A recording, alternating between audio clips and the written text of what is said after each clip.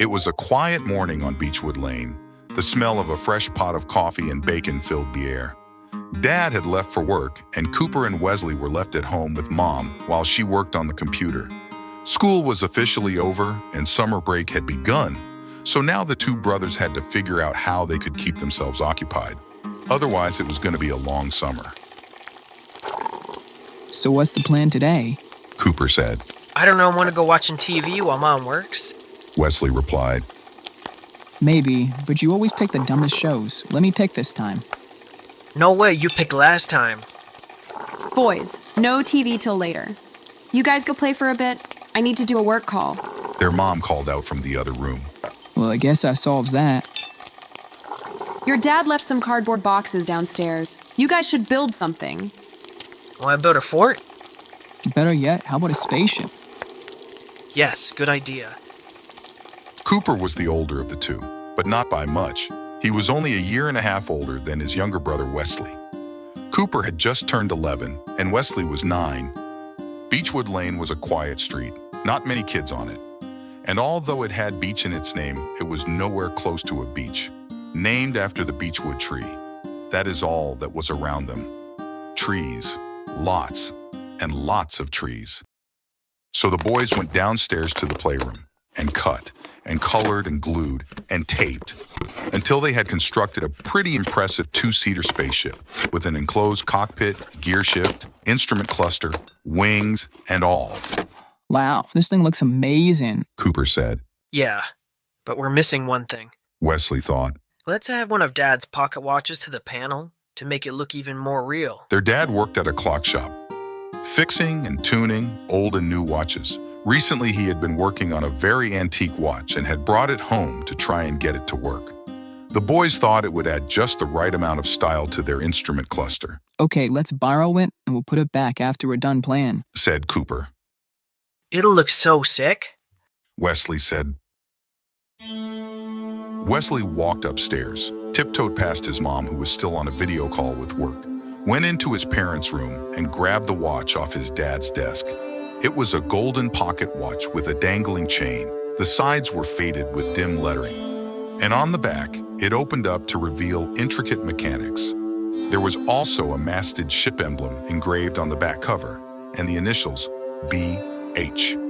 Back downstairs, the boys added the watch to their colored instrument cluster. It was the perfect fit.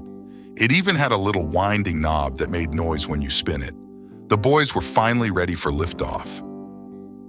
But first, sandwiches for the trip were needed.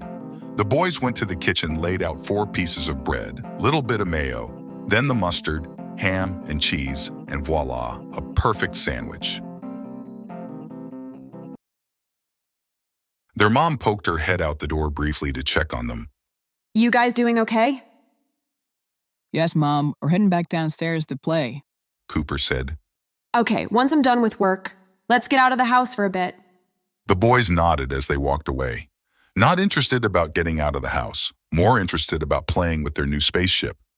I'll be the pilot and you can be the co-pilot, Cooper said. Okay, but I want to have a turn as pilot after you. Deal?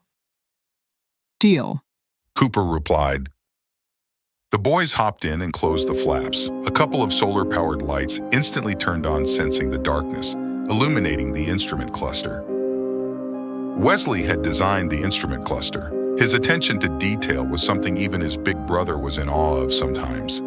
Buttons, knobs, gear pieces he had salvaged from a robotics kit he had got for Christmas. And even a working throttle. Dangling on the side of the cluster was the antique pocket watch they had borrowed from their father.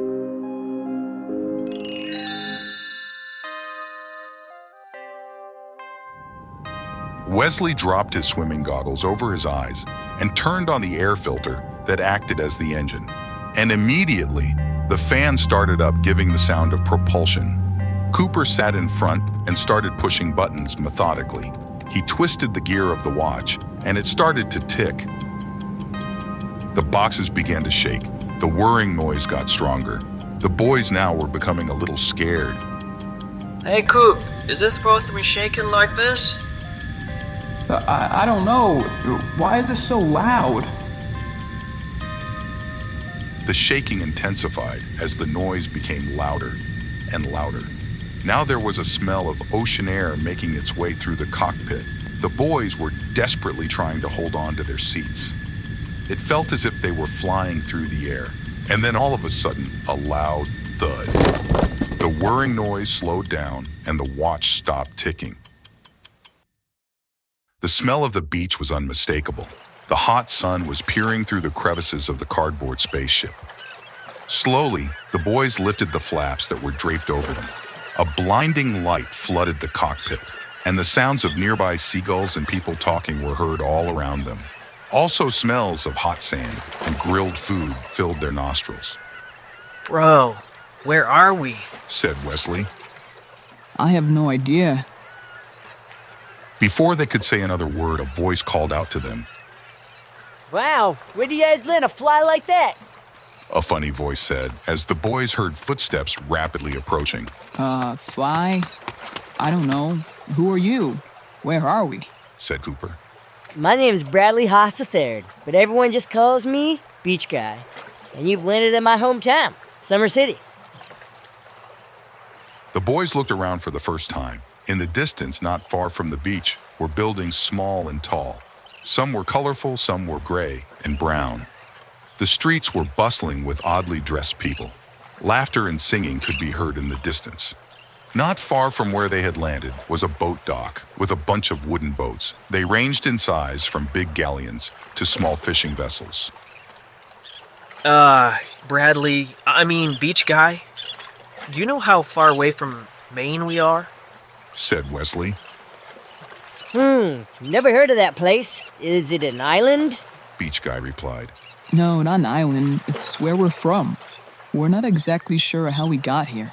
Cooper said. Oh, I gotcha. Maybe my brother can help. He's sailed all over and he's been to many places. He should be home right now. If you want to follow me, we can ask him. Okay, sounds good. We'll follow you. Come on, Wes. Cooper called out, gesturing to his brother. Before leaving their craft, Cooper grabbed their dad's watch, and Wesley grabbed the sandwiches they had prepared earlier. And they began walking towards Summer City.